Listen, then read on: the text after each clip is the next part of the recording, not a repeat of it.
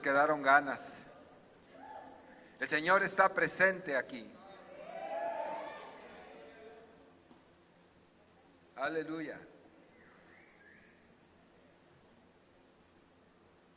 Qué tiempo de alabanza tan hermoso hemos tenido esta mañana. Cada vez que su pueblo adora, el Señor se regocija. Aleluya. ¿Sabe una cosa? Dios está contento. Dios está contento. El Señor se entrona en medio de la alabanza de su pueblo. Se sienta en el trono y disfruta en medio de la alabanza de su pueblo. Esta mañana vamos a reflexionar en el libro de Ageo. Le invito a prepararse en Ageo, el profeta. Y vamos a titular esta reflexión, esta predicación, Despiértate, Zorobabel. Despiértate, Zorobabel. Ageo capítulo 1, versículo 12, ahí vamos a comenzar primero. Dice ahí el libro de Ageo, versículo 12, capítulo 1, y oyó Zorobabel, hijo de Salatiel, y Josué, hijo de Josadac, sumo sacerdote, y todo el resto del pueblo, la voz de Jehová su Dios, y las palabras del profeta Ageo, que le había enviado Jehová su Dios, y temió el pueblo delante de Jehová. Entonces Ageo, enviado de Jehová, habló por mandato de Jehová al pueblo, diciendo: yo estoy con vosotros, dice Jehová. Y despertó Jehová el espíritu de Zorobabel, hijo de Salatiel, gobernador de Judá, y el espíritu de Josué, hijo de Josadac, sumo sacerdote, y el espíritu de todo el resto del pueblo. Aleluya. Padre, en el nombre de Jesús, por tu espíritu bendito en medio de nosotros, despierta nuestro espíritu en esta hora. Despierta nuestro espíritu. Despierta el espíritu de todos aquellos que representan a Zorobabel en medio de la iglesia, pero también en medio de los hogares. Hay un Zorobabel, Señor, en cada hogar en este lugar. Señor, despierta el espíritu para que, Dios, hagamos lo que tú estás deseando en tu corazón. Aleluya, aleluya. Bendito sea el Señor. Esta mañana en la oración, Carmelita dijo algo muy importante. Dijo: Señor, que nuestra alabanza no sean solo cantos y cantos, tampoco solo lectura de la palabra y oración, sino que nuestra adoración debe ser nuestra propia vida, como una antorcha encendida que permanentemente adora a Dios. Esa es la idea de adoración. En este pasaje, en este libro de Ageo, amados hermanos, que acabamos de leer, Dios está enviándole un mensaje al pueblo de Israel muy importante. Usted ha leído este libro, yo sé que usted le conoce bien, déjeme encontrarlo. El mensaje que Dios está enviando a través del profeta Ageo, Zacarías y Malaquías, profetas que se levantaron en ese orden después de la repatriación del cautiverio a Jerusalén. Es para ubicarle a usted. Ustedes recuerdan que el pueblo de Israel, por su rebeldía, fue llevado cautivo, fue masacrado, cautivado en su propia tierra, derrumbadas sus ciudades, destruidas las puertas de su ciudad, los muros de su ciudad. Fue un desastre terrible por mano del rey Nabucodonosor, y este evento había sido profetizado principalmente por dos tremendos profetas que eran Isaías y Jeremías. Y fue en el tiempo de Jeremías cuando esta profecía se cumplió a cabalidad. Usted recuerda eso. Y fue llevado el pueblo de Israel cautivo como esclavo a Babilonia durante 70 años, que fue el tiempo que Dios marcó y que profetizó justamente el profeta Jeremías, y vivieron allá en una condición de esclavitud. Después que regresaron del cautiverio, y que regresaron porque, como usted ya sabe, Dios despertó el espíritu de Ciro, un pagano rey de Babilonia, y le dijo: regresas a mi pueblo y le das todas las facilidades para volver a la tierra de donde yo lo saqué. Y Ciro así lo hizo, lo decretó, y sucedió. Una vez estando ellos ya, una buena parte del pueblo repatriado del cautiverio, regresado a la tierra de Jerusalén, a Jerusalén, el pueblo comenzó a tener muchas luchas, comenzó a tener muchos ataques del entorno, de los pueblos que habitaban alrededor de ellos. La orden del rey, porque la orden de Dios y el deseo de Dios era que regresaran a la tierra, se había cumplido. Y los judíos habían entonces rehabitado el lugar. Pero debido a los ataques continuos que tenían uno tras otro, por el odio que le tenían los pueblos circunvecinos a Israel, ellos desistieron. Después de algunas calumnias ante el rey, ellos desistieron y dijeron: la estamos pasando bastante mal, tenemos muchos enemigos, estamos muy presionados, hay una gran represión sobre nuestra gente, sobre nuestro pueblo, y aunque tenemos los materiales y aunque tenemos la gente, la verdad es que más vale que esperemos. Y tomaron esa actitud de espera y de espera, y esas esperas se convirtieron en semanas, después se convirtieron en meses, y terminaron siendo años de espera en que la orden de Dios no se cumplía. Ya Dios había puesto todo para que su orden fuera cumplida. Dios ya había allanado el camino, ya los había regresado, los había protegido, pero ellos por temor, por un poco de negligencia, decidieron no hacer nada. Y entonces, en ese contexto es que habla el profeta Ageo a el pueblo de Israel, primeramente a Zorobabel, que era el gobernador. Y vamos a leer la primera parte del capítulo 1 de Ageo. Sígame por favor, capítulo 1, versículo 1.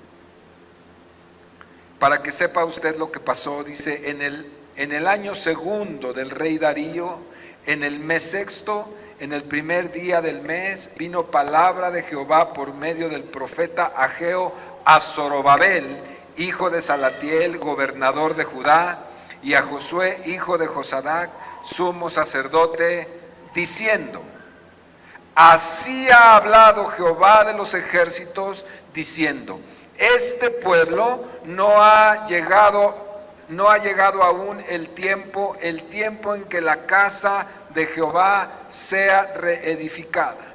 Entonces vino palabra de Jehová por medio del profeta diciendo, una pregunta, dice: ¿es para vosotros tiempo, para vosotros, de habitar en vuestras casas artesonadas y esta casa está desierta? Es decir, la casa de Dios está desierta. Es una pregunta que le hace. Otra vez la leeré. ¿Es para vosotros tiempo, para vosotros, de habitar en vuestras casas artesonadas y esta casa está desierta? Les está preguntando. Pues así ha dicho Jehová de los ejércitos: meditad bien sobre vuestros caminos. Piensen bien lo que están haciendo. Sembráis mucho y recogéis poco. Coméis y no os saciáis. Bebéis y no quedáis satisfechos. Os vestís y no os calentáis. Y el que trabaja a jornal recibe su jornal en saco roto. Así ha dicho Jehová de los ejércitos: meditad sobre vuestros caminos. La gente se había olvidado de la misión que Dios había encomendado y que tenía un tremendo propósito. El reclamo que viene de parte de Ageo es un reclamo genuino. Dios había hecho su parte como siempre la hace. ¿Sabe que Dios siempre hace su parte? ¿Cuántos saben eso? A veces somos tan ingratos con Dios, ¿no es cierto? Dios dispone todas las cosas para que seamos eficaces, para que seamos correctos, para que seamos felices, para que todas las cosas caminen bien. Y resulta que terminamos ignorándolo. ¿Cuántos entienden lo que estoy diciendo? Nadie levantó la mano. Está bien. Nos pasa, ¿no es cierto? Dios te dice: a ver, mijito, mira, te puse una mesa, ¿verdad? Y tengo unos manjares para ti, y tengo una gran alegría para ti, tengo tantos beneficios para ti. Te la pasas renegando, dices que dónde está Dios, que no lo ves, que no sé qué, y que si Dios está, que si se fue, que si no te hace caso. Pero yo te puse una mesa y yo no veo que vengas y comas, te sientes aquí y disfrutes de estos manjares que yo te he dado. O sea, entonces, ¿de qué manera nos entendemos, no? Dios ya dispuso todas las cosas y vivimos en desgracia.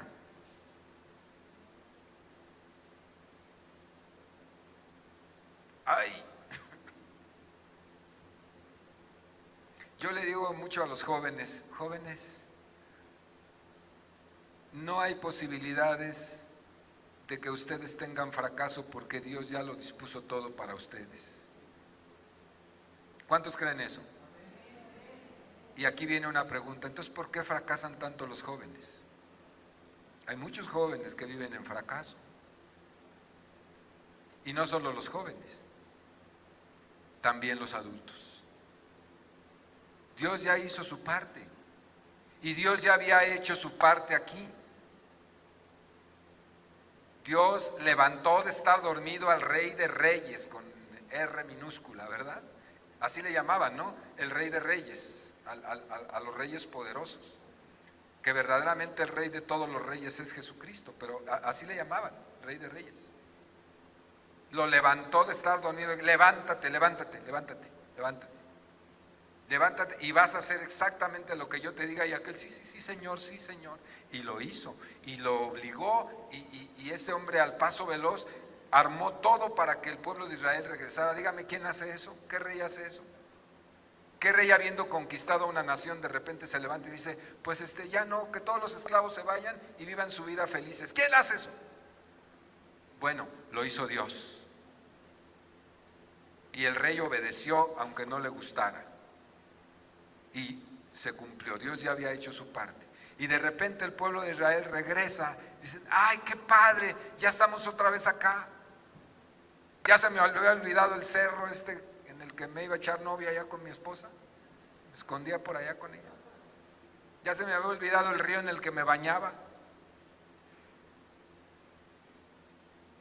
Pues vamos a acomodarnos, muchachos, órale. Dios dijo que íbamos a construir el templo y las paredes y todo lo demás. Bueno, pues hagámoslo. Cuando empieza la presión, cuando empiezan a ver que los enemigos los estaban mirando con ojos de pistola, ¿verdad? Y les mandaban amenazas y los injuriaban y estaban todo el tiempo ladrándoles, ¿verdad? Entonces se achicaron.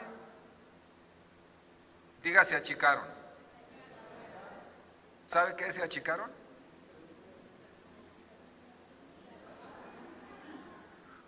Se achicaron, dígalo otra vez. Se acobardaron, se escondieron, pararon y dijeron no. Mejor vamos a dar chance a que esto se calme. Y cuando intentaban otra vez y veían que no, mejor no. Y poco a poco el propósito se fue como palideciendo y llegaron al punto en que dijeron, pues mira, vamos a esperarnos un mes. Y luego dijeron, pues 6 meses. Están muy bravos estos. Se convirtieron en años. ¿Y sabes qué comenzaron a hacer?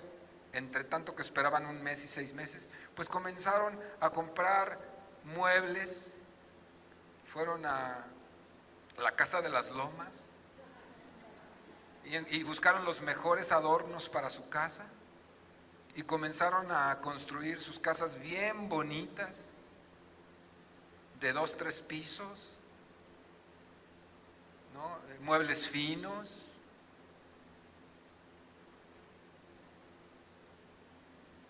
Y a eso se dedicaron, a vivir y disfrutar sus casas, sus hogares. Ahí estaban. Y bueno, eso estaba pasando. ¿Y la obra de Dios? ¿Quién sabe? Eso sucedió.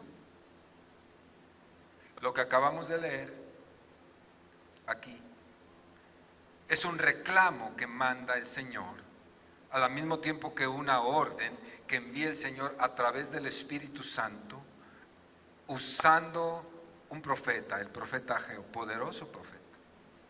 El libro es pequeño, pero el mensaje es claro, directo y contundente. ¿Hasta cuándo te vas a estar haciendo tonto, pueblo de Israel? Cuando yo te di una misión, cuando yo te dije que hicieras tales y cuales cosas, y tú te dedicaste a hacer cosas bien diferentes de lo que yo te dije que hicieras. Ese es el mensaje del profeta en esta parte del libro.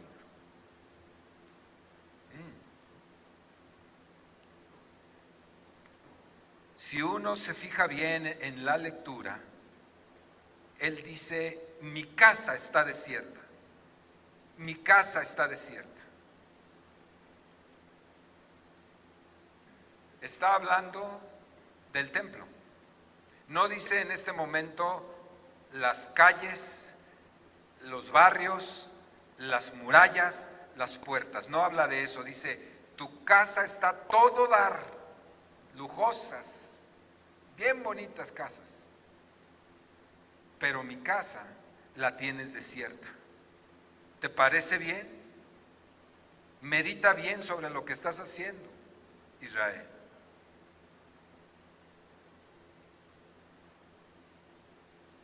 Cuando habla de su casa, está hablando del templo de adoración a Dios. En realidad a Dios le importaba que pusieran un ladrillo tras otro y las ventanas del templo. ¿Esa era la obsesión de Dios? ¿Era eso lo que le interesaba a Dios? Tener un templo bien bonito. ¿Eso era lo que le interesaba a Dios? ¿Verdad que no? ¿Qué era lo que realmente Dios le estaba diciendo al pueblo? No hay adoración de tu parte para mí. No hay adoración. No me estás adorando como debieras adorarme. Y como consecuencia de esto, has empobrecido.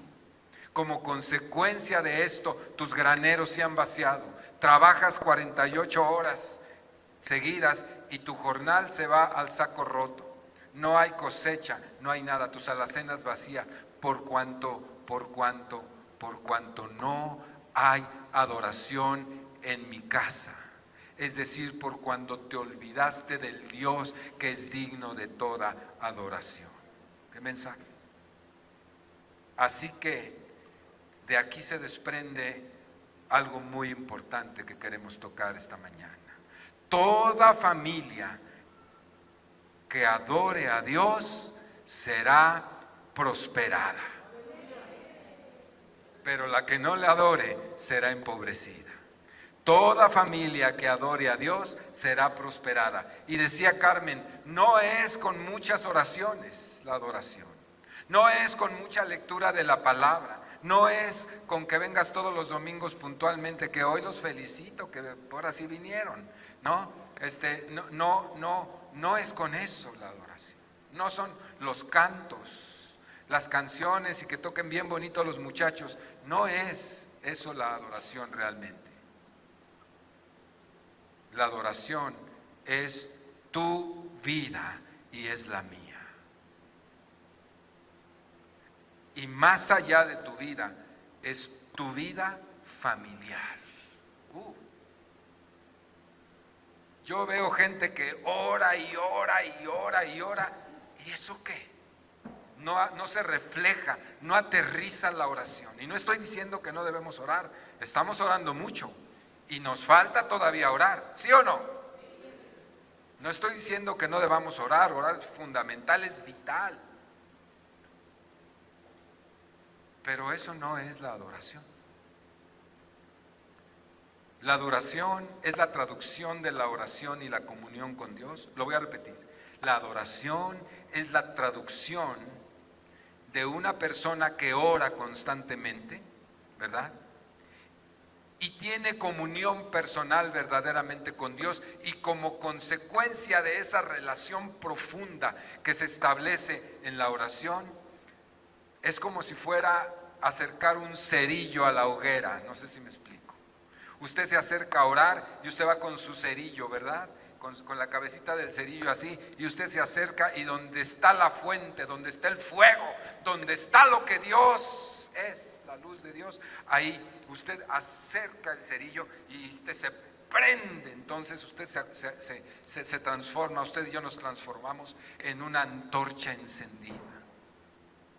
Y esto, encendido, es adoración. Una vida encendida en Dios es adoración a su nombre. No voy a preguntar cuántos están encendidos, porque los estoy viendo prendidos todos, prendidísimos. Aquí es un incendio, traigan a los bomberos.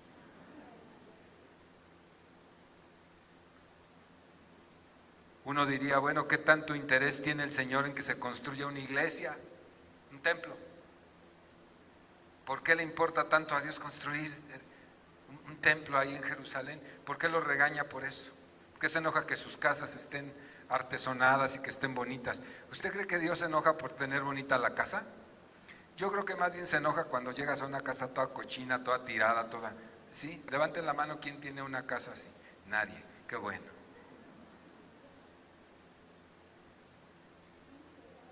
Pero no es ese el asunto. No es la casa arreglada. No es el templo levantado. No era el reclamo de Dios. Era la ausencia de adoración, pastor. Era la ausencia de adoración en esas familias, en ese pueblo, en esas vidas personales. Era la ausencia de adoración y de reconocimiento a Dios. No estaban pensando en Dios, estaban ocupados en sus mentes, en su trabajo, en su ropa, en sus actividades, que les duelen las rodillas, que es cumpleaños del perro, que es no sé qué. O sea, en tantas cosas estaba su corazón ocupado y ocupándose de eso, y Dios no figuraba en su vida diaria. Tan preocupados por corretear la chuleta. ¿Se entiende esa expresión vulgar? Vulgarcísima, ¿no? ¿Sí se entiende? Tan preocupados por la ropa, ¿no? ¿Y ahora qué me voy a poner? Que me vean los hermanos guapos. ¿Sí? Y Dios viene y reclama y dice, ¿dónde está tu visión, chavo? ¿Dónde está tu corazón? ¿Por qué te has olvidado de la adoración que es para mí? ¿Por qué? Y uno diría, ay, pues mira, entonces Dios es egoísta. Nomás lo único que le gusta es estarnos pidiendo que le adoremos. ¿Será que Dios es egoísta? para que alguien, si alguien pensara que Dios es egoísta, porque a Dios se le adora siempre y Él lo pide, le voy a decir cuál es la razón. Yo he oído gente que dice, uy, pues ¿qué Dios tienen que les gusta que le estén cante y cante allá alabanzas a ustedes los cristianos? Pues es hablar en suma ignorancia. Déjeme preguntarle primero, antes de decirle, ¿Dios necesita que lo adoren? ¿Sí o no? ¿Dios necesita que usted lo adore? ¿Dios necesita que usted ore? ¿Dios va a ser más santo y más poderoso y más puro y más majestuoso si usted le adora? Claro que no. Dios será todo eso y mucho más, le adore yo o no le adore usted o no le adore. ¿Por qué Dios insiste en que toda familia, toda persona y todo hombre debe adorarle? Porque en la adoración hay bendición para el que adora. Para el que adora. Por eso, toda familia que adore a Dios será prosperada. Esa es la razón.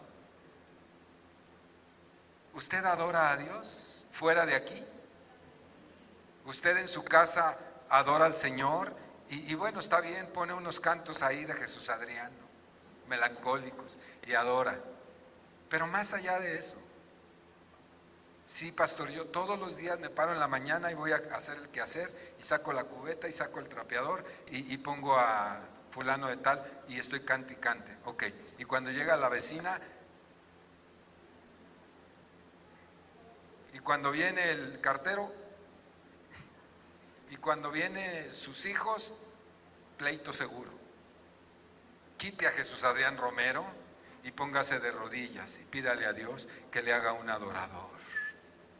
Porque un adorador expresa que está encendido en Dios, que tiene la vida de Dios cuando deja de maldecir a sus hijos. Levante la mano, ¿cuántos maldicen a sus hijos cotidianamente?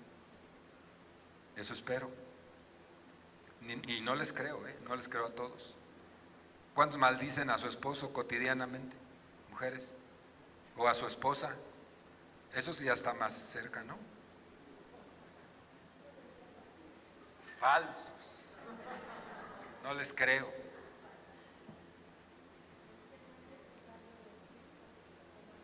Pues sí, claro. ¿Cuántos maldicen al vecino que les echa la basura a la puerta?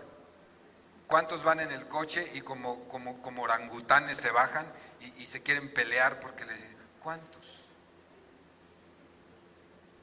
¿Cuántos respetan en su corazón la ley de Dios? ¿Cuántos están trabajando en lo que su labor les demanda y están ahí maldiciendo, están ahí robando, están ahí transando, están ahí viendo a ver qué muchacha tiene la falda más alta, viendo tanta cosa? Eso es ausencia de adoración en la vida de una persona. Lo contrario es adoración. Cuando uno bendice a las personas que le rodean, cuando uno está en un centro de trabajo y la gente sabe que aunque te critique y le caigas gordo, sabe que cuando tiene un problema va a ir no con el que se avienta sus copas y se va los viernes, no va a ir con la muchacha que le gusta andar con 2 o 3 juntos. ¿Con quién crees que va a ir cuando un hijo se le está drogando? ¿Con quién crees que va a ir a pedir consejo? Dímelo. Va a ir con ese amargado que le cae gordo, pero que es cristiano y dicen, reconozco en el fondo del fondo, reconozco que esa persona tiene altos valores en su vida. Diga amén, siquiera para que me anime un poco. ¿Sí o no? Eso es adoración. Adoración no es liturgias. Y ya le dije, ni siquiera la oración en sí misma es adoración. Si usted ora 24 horas al día, pero no se ve reflejado en su corazón, en sus acciones, en su mirada, ¿para qué ora?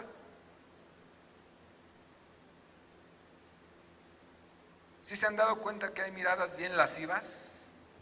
¿Sí? Generalmente los hombres, por nuestro género, luchamos con eso. Había un canto hace muchos años, ¿te acuerdas de los niños? ¿Cómo decía? Cuidados mis ojitos al mirar. ¿Se acuerdan de ese canto? Sobre todo nosotros, ahora ya las mujeres también, pero sobre todo los hombres. Tenemos problemas con eso y tenemos que dominar eso en el nombre del Señor. Tenemos que llevar eso a la presencia del Señor y tenemos que decir, como Job decía, hice pacto con mis ojos para que mis ojos no miraran más allá de lo que deben ver. Porque yo soy un adorador de Dios. Y si miro lo que no es correcto, dejo de adorarle. Y si hablo lo que no es correcto, dejo de adorarle. Y si estoy pensando y maquinando lo que no es correcto, dejo de adorarle. Si estoy deseando indebidamente a una mujer o a un hombre, estoy dejando de adorar a Dios. Y yo nací de nuevo para ser un adorador. Y la Biblia dice que si yo me convierto en un adorador, entonces seré bendecido y seré muy prosperado. Aleluya. El llamado de Dios al pueblo, a Zorobabel primero como el representante del pueblo. El mensaje es al gobernador y al sacerdote. Correcto, Señor, correcto. Porque el llamado de Dios tiene que ser primero a las cabezas. Si es en la iglesia, pues al pastor, a los pastores y a sus esposas y a los líderes. Primero esos. Me dejaron de adorar. Y no estoy hablando de la hora de la alabanza, estoy hablando de sus vidas que no me están honrando, estoy hablando de sus pecados no resueltos, estoy hablando de eso, me dejaron de adorar. Se alejaron, están empeñados en otras cosas, pero la adoración a mi persona, dice el Señor, la olvidaron. Y por consecuencia, empobrecieron y empezaron a vivir en miseria. Wow.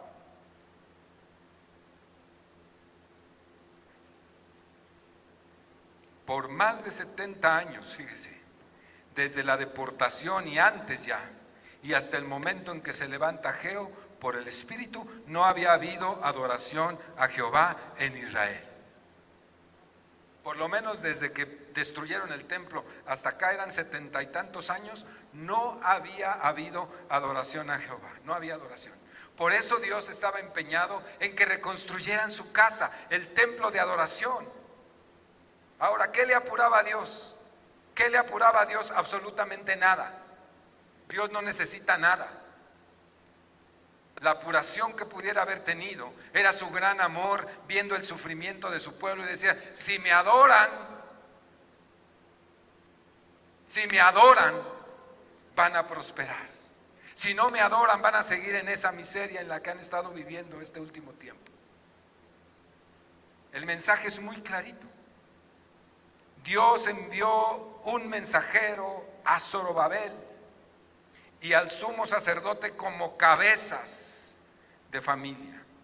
El Señor ordena levantar el templo de adoración en Jerusalén. Hoy Dios está hablando a su iglesia, a los pastores primeramente. Meditad bien lo que están haciendo, dice 2 veces, versículo 5, versículo 7. Piensen bien lo que están haciendo, pastores. Están siendo ustedes están siendo adoradores de Dios. Yo lo digo aquí a los pastores, pero primeramente a mí. Pregunta, ¿estoy siendo un adorador de Dios o estoy más preocupado por otras cosas? Por lo que sea. Es una pregunta confrontativa. ¿Sí? Yo veo cómo muchas familias, el papá, no, pues es que hoy no voy porque tengo trabajo.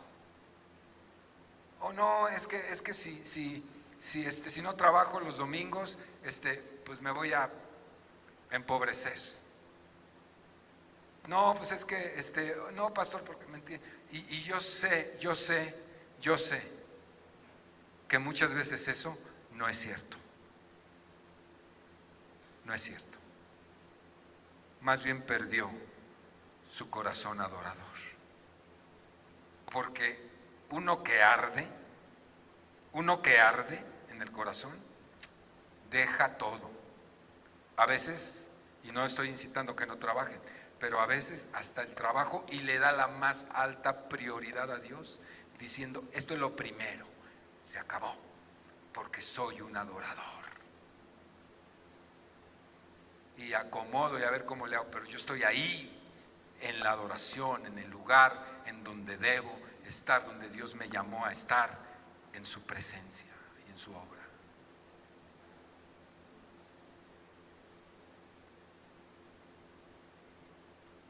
El llamado es a las cabezas. Usted como cabeza de familia, cuénteme, como cabeza de familia, ¿está escaso en su vida? ¿Hay escasez en su casa? ¿Por qué hay escasez? ¿Porque no trabaja? Puede ser. ¿Sus hijos no tienen lo suficiente? ¿Por qué? ¿Porque la crisis? ¿Porque la inflación mundial después del COVID? ¿Por qué? Y yo le voy a decir que la verdadera razón es que usted quizá no está siendo un adorador.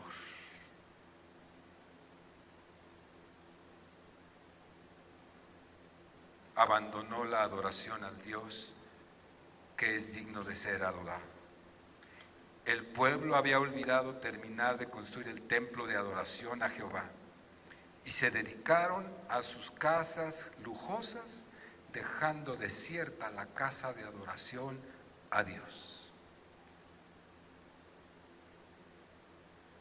El pueblo había olvidado terminar de construir y se había dedicado a sus intereses personales. La consecuencia, dijimos, fue que el trabajo de sus manos se volvió vano. ¿No le ha dado a veces entonces la impresión de que trabaja como, iba a decir como burro, pero eso es para mí, ¿verdad? Trabajamos como burros y trabajamos y le echamos ganas y nomás dice la palabra, trabajan tanto y su salario es como echarlo en un saco que tiene un hoyo abajo. Se les va el dinero, como decimos aquí en México, no les luce el dinero, no hay prosperidad. Yo he conocido personas que tienen un trabajo sencillo, quizá un obrero, un comerciante, que tiene un trabajo sencillo y que destina su trabajo de lunes a sábado. El domingo viene con su salario, ¿verdad? Da su diezmo y es bien poquito. ¿Y cómo le luce el dinero? ¿Cómo se le multiplica el dinero? ¿No ha conocido gente así? Yo he conocido gente así. Y no solamente viene y diezma, sino que hay gente que todavía tiene más necesidad de ella y le dice, mira, llévate esto a tu casa. Y mira, te preparé esto, y es bien generosa. Y el dinero, mira, porque la prosperidad no está en función de cuántos pesos ganas. La prosperidad está en función del Dios que tienes y el Dios que adoras. ¿Se va entendiendo el mensaje? A los que no diezman les voy a preguntar, lo voy a preguntar hacia donde está el reloj del poste, para que nadie me diga, me lo dijo a mí, pastor. No. ¿Por qué no diezmas? ¿Por qué? ¿Por qué reloj? ¿Por qué no diezmas? ¿Por qué te pesa tanto cuando tienes un Dios tan grande? Quizá en tu mente no es tan grande y en tu corazón tampoco. Por eso te pesa darle a Dios lo que es de Él y ser generoso.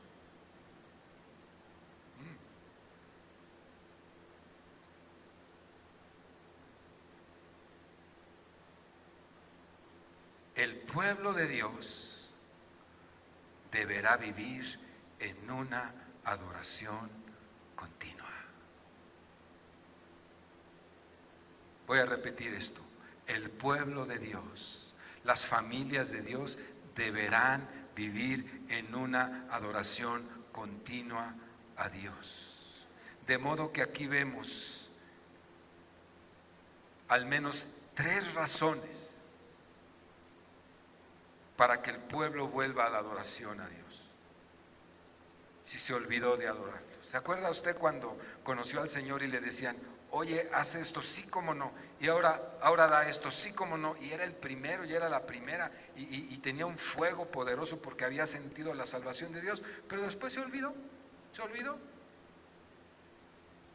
Pues aquí hay 3 razones convenientes para que el pueblo vuelva a la adoración a Dios. O si nunca lo ha sido, si nunca ha sido un adorador realmente de Dios y usted lo sabe que nunca lo ha sido, aquí le voy a dar 3 razones muy importantes. La primera, porque en la adoración a Dios hay abundancia. Si dejaron de adorar y se empobrecieron, ¿cuál es la fórmula? Dígalo. Lo voy a preguntar otra vez. Si dejaron de adorar y por causa de eso se empobrecieron, ¿cuál es la fórmula? Adorar. En la adoración hay abundancia, en la adoración hay provisión, en la adoración hay multiplicación, en la adoración, no le estoy diciendo en la asistencia al culto, no confunda, pero si fui el domingo al culto, ¿por qué Dios no me bendice? Porque no has entendido que tu vida debe ser una antorcha encendida las 24 horas, los 365 días del año, igual que mi vida. Yo soy una adoración con patas, igual que tú. A eso somos llamados, perdone que lo exprese así. Nosotros somos en esencia una adoración que se mueve. Mis palabras, mis hechos con las manos, donde me meto, donde miro, lo que oigo, yo soy un adorador de Él en esencia. Donde quiera que yo vaya hay adoración para Dios.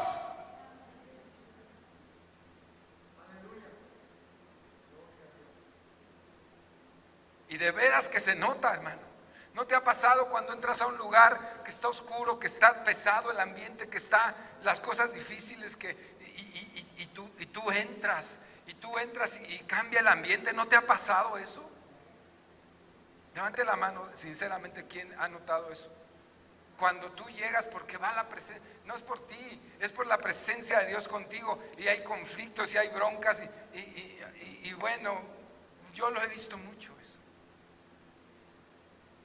Últimamente he visto a mi mamá y es una adoradora tremenda, la he visto en medio de conflictos terribles ahí, y ella se para en medio y se calman las aguas, porque nosotros llevamos la presencia de Dios, somos una adoración continua a Dios. A eso somos llamados, pacificadores, adoradores de Dios, que llevan la presencia con ellos de Dios.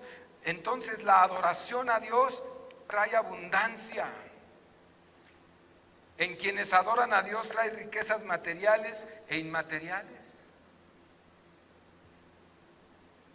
Cuando vienen las luchas, cuando vienen las afrentas, cuando viene el enemigo y te sopla cosas horribles a la mente, tienes 2 opciones. O te la crees, te la comes y empiezas a crear más conflictos de los que ya tienes, o empiezas a adorar a Dios. Empiezas a confesar su palabra y a decirle al diablo, como decía el canto, el demonio se va porque no tiene parte conmigo, decía Jesús, vámonos, que este cuate no tiene parte con nosotros. Y el Señor dice en su palabra que yo soy una persona bendecida, que soy una persona prosperada, que soy una persona mentalmente sana. ¿Cuánto loco anda suelto ahora?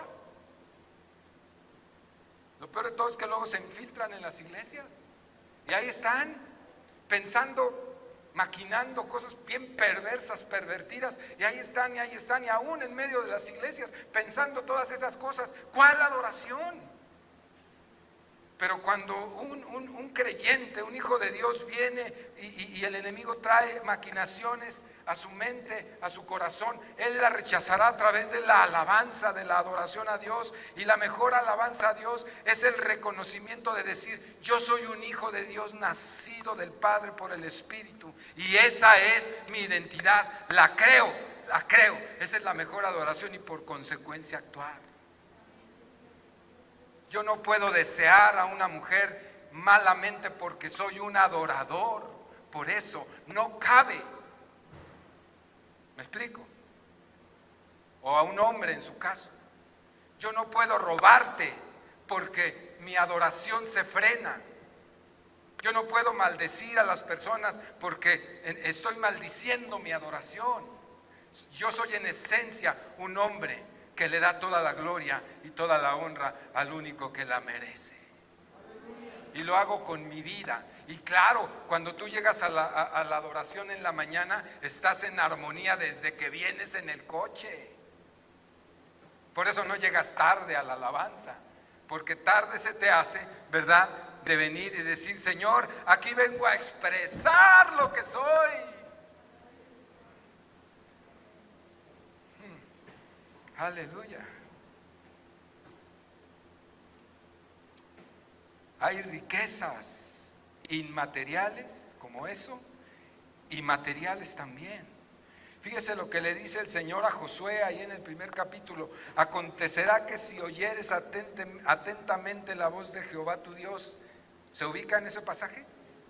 Mi siervo Moisés ha muerto, Josué, tú gobernarás. Y acontecerá que si oyeres atentamente la voz de Jehová tu Dios, para guardar y poner por obra todos sus mandamientos que yo te prescribo hoy, también Jehová tu Dios te exaltará sobre todas las naciones de la tierra, y vendrán a ti todas estas bendiciones y te alcanzarán si oyeres la voz de Jehová tu Dios.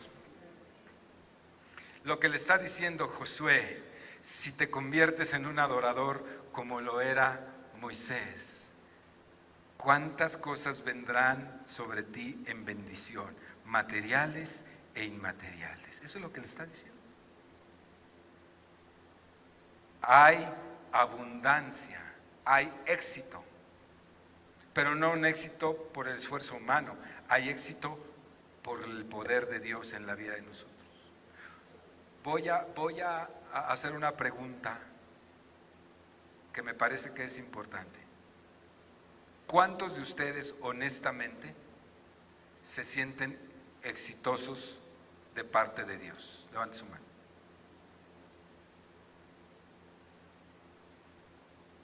Me gusta eso. Ese éxito es de Dios. Quiere decir que la iglesia pues está entendiendo que los recursos vienen de Dios, y que la prosperidad y que el dinero no son tus 12 o 13, 14, 15 horas. Es Dios. Es Dios. Y cuando tú le das el lugar y el tiempo a Dios que le corresponde, más prosperidad tendrás. ¿Sí o no? Número 2. Porque en la adoración a Dios hay sanidad para el pueblo. ¿A quién le conviene adorar a Dios? Dios nos enferma. Mire lo que dice en Segunda de Crónicas, capítulo 7. Terminó pues Salomón la casa de Jehová, cuando habían construido, ¿verdad?, el templo, y la casa del rey. Y todo lo que Salomón se propuso hacer en la casa de Jehová y en su casa fue prosperado. Subraya ahí prosperado. La cita es Segunda de Crónicas, capítulo 7, versículo 11. Y vamos al 12. Y apareció Jehová a Salomón de noche y le dijo: he oído tu oración. Escuche, por favor. ¿Quién está hablando? Dios. He oído tu oración y he elegido para mí este lugar por casa de sacrificio. Esa chocita que hiciste, que era un templo majestuoso, pero para Dios era cualquier cosa. Bueno, ese templo lo he elegido, dice, para que ahí se me dé adoración. No me interesa tu casa de oro. No me interesa tu casa de oro. No me interesa incluso que todo el mundo se reúna ahí y que cante. No me interesa tanto eso. Ni siquiera que oren. Me interesa que los que están ahí, aquí te lo voy a leer, dice. ¿Sí? Dice, he elegido este lugar por casa de sacrificio. Si yo cerrare los cielos algún día, dice, para que no haya lluvia, y si mandare a la langosta para consumir la tierra, y si enviare pestilencia a mi pueblo, si por alguna razón el pueblo se me desbalaga y a pesar de su templito, ¿verdad?, que hicieron, y a pesar de toda su liturgia religiosa, si se me desbalagan, escucha bien, Israel, si ese pueblo se humillare sobre el cual mi nombre es invocado, y oraren y buscaren mi rostro y se convirtieren de sus malos caminos, entonces y solo entonces, entonces y solo entonces, entonces y solo entonces, si se convirtieren de sus malos caminos, yo oiré desde los cielos, perdonaré sus pecados y sanaré su tierra. Aleluya. El que se arrepintió de sus pecados se convierte en un adorador. El que se aleja del mal se convierte en una adoración, no tiene opción. Se convierte en un adorador. Y entonces, y solo entonces, Dios oirá sus oraciones. Vendrá y traerá lluvia a su tierra para que produzca, para que se multiplique el trigo y haya pan en la mesa, y para que sane de sus múltiples enfermedades espirituales, emocionales y físicas. ¿Es lo que está diciendo Dios? Yo estoy con los adoradores. ¿Se va entendiendo? Y ahora estarán abiertos mis ojos, fíjese, y atentos mis oídos a la oración de este lugar. ¿Por qué? Porque se convirtieron en adoradores. Porque ahora he elegido y santificado esta casa para que esté en ella mi nombre para siempre, y mis ojos y mi corazón estarán allí para siempre. ¿Dónde? En el lugar de adoración a Dios. ¿Es tu vida y tu corazón un lugar de adoración o es pura liturgia vacía? Sirvo a Dios, doy diezmos bien pesados. ¿Eso qué? Ofrendo. ¿Eso qué? Doy clases bíblicas. ¿Eso qué? ¿Eso qué? Tira todo eso a la basura y dame tu corazón. Dame tu corazón. Dame tu corazón, hijo mío. A mí lo que hagas no me interesa. Quiero tu corazón. Y quiero que ese corazón me adore, porque además te conviene. Una vez que yo te vea adorando, como el humo se disipa toda tu miseria, te lo aseguro. Por eso Dios llamaba urgentemente al pueblo. Él amaba entrañablemente a Israel y lo amaba de tal manera que le urgía verlo, que dejaba de sufrir. Porque Dios tiene corazón de padre. Si no interpretas a Dios como un padre, no puedes entender esta realidad. Es como cuando la madre le dice a la hija o al hijo, le dije, obedece. Hija, obedece. Si obedeces vas a estar bien conmigo. Y si obedeces vamos a tener armonía y te va a ir muy bien aquí. Yo te sirvo tu sopita y te lavo tu ropa. No seas rebelde, obedece. ¿A quién le conviene? ¿A la mamá o al chamaco grosero este? ¿A quién? Pues sí, es exactamente el asunto. Dios está diciendo, adórame, obedece y te voy a bendecir, te va a ir súper bien. Te va a ir muy bien, vas a prosperar, te voy a bendecir abundantemente. te equivocas y clamares y con sinceridad tú te humillas delante de mí, yo oiré desde los cielos y te voy a restaurar, te voy a prosperar, te voy a levantar y te voy a sanar.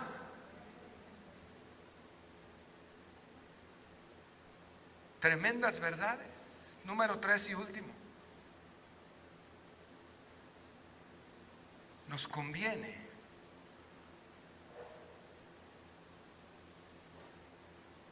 ser un pueblo que adora continuamente a Dios. Nos conviene, porque en la adoración a Dios hay desarrollo espiritual. Se robustece nuestra vida espiritual. Mire, se lo voy a decir así con los dos ojos cerrados. Hay tanta gente tan carnal en la iglesia, bien carnal. Nunca solucionan sus problemas con los recursos de Dios, sino con gritos, con peleas, con trinquetes, con amenazas. Se lo digo con mucho respeto, iglesia de Dios. A ustedes que están aquí presentes y a los que están ahí en su casa escuchándonos, se los digo. Pero uno como pastor lo ve todo el tiempo. Carnalidad por todos lados. Bien carnales. Hay algunos. Viviendo de unas formas que uno dice, Señor, pues ¿dónde quedó Cristo en esta vida? En estas personas, en esta familia, ¿dónde quedó Cristo? Que no lo veo por ningún lado. A veces uno va a sus casas y entra y pues no es que vayamos a juzgar, ¿verdad? Pero entra uno y dice, ¿qué busca, pastor, el baño? No, estoy buscando a Cristo porque no lo veo por ningún lado. ¿No? ¿Sí? ¿Sí me voy explicando? Nos hace falta robustecernos espiritualmente, crecer, ser maduros espiritualmente. Mire lo que dice ahí a Josué, otra vez el Señor, en el versículo 2 del capítulo 1, le dice, mi siervo ha muerto, le está diciendo Dios a Josué. Ahora pues, escuche, levántate y pasa este Jordán, tú y todo este pueblo, a la tierra que yo les doy a los hijos de Israel. Yo les he entregado, ¿sí? Como lo había dicho a Moisés, todo lugar que pisare la planta de vuestro pie, desde el desierto del Líbano, desde el desierto y el Líbano hasta el río Éufrates, es decir, una tierra extensísima, toda la tierra de los heteos hasta el gran mar donde se pone el sol será vuestro territorio. Nadie te podrá hacer frente todos los días de tu vida. Como estuve con Moisés, estaré contigo, no te dejaré ni te desampararé. Esfuérzate y sé valiente, porque tú repartirás a este pueblo por heredad la tierra, la cual juré a tus padres que les daría. ¿Qué es eso sino empoderamiento espiritual, hermanos? ¿Qué está haciendo? Está empoderando a Josué espiritualmente. Si no me lo cree, lea todo el libro. ¿Cómo ganó sus batallas Josué? ¿Con su poderoso ejército? Sí ha leído Josué, ¿verdad? ¿Cómo las ganó? ¿Con su poderosísimo ejército? De una manera ridícula, humanamente hablando, ridícula. De veras, humanamente hablando, le dio 7 vueltas a la ciudad de Jericó y luego gritaron gloria a Dios y se vinieron abajo las murallas. Ridículo. ¿Fue el gran ejército poderoso? Fue Dios el que derribó las murallas y les entregó al pueblo y lo derrotaron. Ese es empoderamiento espiritual, pastor. Ese es empoderamiento espiritual. ¿Tú crees que todo tiene que entrar en la lógica para que sea ganado? No, no, no. Dios no es lógico. ¿Cuántas victorias Dios nos ha dado? ¿Cuántas Dios te ha dado en una tremenda falta de lógica? ¿Sí o no, güera? ¿Cuántas veces Dios nos ha dado victorias tremendas cuando todo está al revés, cuando todo está en contra? Le hablo a mi esposa. Cuando parece que perdimos, que ya no pudimos, pero levantamos nuestras manos adorando a Dios. Y entonces Dios cambia de manera ridícula desde nuestros ojos, humanamente hablando, y torna todas las cosas para bien para los que aman a Dios. Amén. Pues déselo al Señor. Déselo al Señor. El empoderamiento espiritual es lograr las cosas que Dios quiere que logremos. Dios quiere que logres una buena familia. Eso es empoderamiento espiritual. Se necesita poder de Dios para tener una familia armoniosa. Lo voy a repetir. Se necesita poder de Dios para tener una familia armoniosa. Es la tarea más difícil de la vida, tener una familia en armonía con Dios. Usted puede dirigir una empresa, puede ser director, directora de una fábrica, de una empresa, de un hospital, de lo que usted quiera. Usted puede ser un hombre rico, empresario, bien exitoso, lo que usted quiera. Pero puede ser un fracaso para dirigir su familia. Porque se necesita el poder de Dios, el empoderamiento espiritual. Y el empoderamiento espiritual llega cuando uno se convierte en un adorador de Dios. Se pregunta, ¿por qué mi casa es perros y gatos todos los días? Usted necesita convertirse en un adorador de Dios. Contra viento y marea.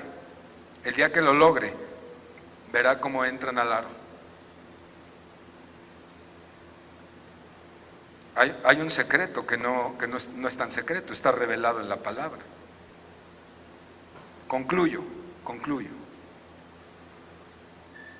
El llamado de Dios a Zorobabel y a sus líderes es un llamado al liderazgo de toda la iglesia y a los líderes de cada familia de ellas. ¿Usted es padre de familia? ¿Madre de familia? ¿Está en autoridad? Usted es un Zorobabel. Y aquí el mensaje es: despiértate, Zorobabel. Despierta del letargo en el que estás. Crees que estás muy bien, pero estás bien mal muchas veces. ¿Por qué me dice eso, pastor? Pues las evidencias saltan. Nomás le veo la cara a tu esposa y a tus hijos. Suficiente. Pero si soy tan dedicado, oro tanto, pues lo harás, pero no eres un adorador realmente. Tu vida no está reflejando eso. Pero hoy viene el Espíritu de Dios. Y el Espíritu de Dios hoy viene y te está diciendo: si te conviertes en un adorador, vas a ser abundantemente prosperado y bendecido. Ese es el mensaje. Así que vuélvete a la adoración personal, hijo de Dios. Hijo de Dios, vuélvete a la adoración personal, a la adoración de Dios, verdadera adoración. No ores tantas horas, mejor haz lo que Dios dice que debes hacer en tu vida. Y no quiero desalentarte a la oración, pero es mejor. Vuélvete a la adoración familiar para que venga sanidad a las relaciones interpersonales, a las relaciones conyugales, que es bastante decir, a los matrimonios. Yo tengo mis propios postulados por qué los matrimonios no vienen cuando se les llama, porque tienen graves problemas que no resuelven porque no viven en adoración, porque tienen otras prioridades. No son adoradores de Dios, no Dios es lo primero en sus vidas. Por eso, no nos desanimemos. Somos llamados a soplar fuerte hasta que aprenda la hoguera. Pero es una de las razones. Cuando alguien está enamoradísimo, hace lo que sea, deja lo que sea, y ahí está con el novio, con la novia, ¿sí o no? Cuando estamos enamoradísimos de Dios, nos volvemos adoradores. Así que vuélvete a la adoración familiar, personal y familiar, para que sea sanada, iglesia, para que sea sanada, familia. Vuelve a la adoración congregacional para que seas empoderada espiritualmente como la iglesia que Dios ama y en la cual se mueve el Espíritu Santo. Amén. Pónganse de pie, hermano.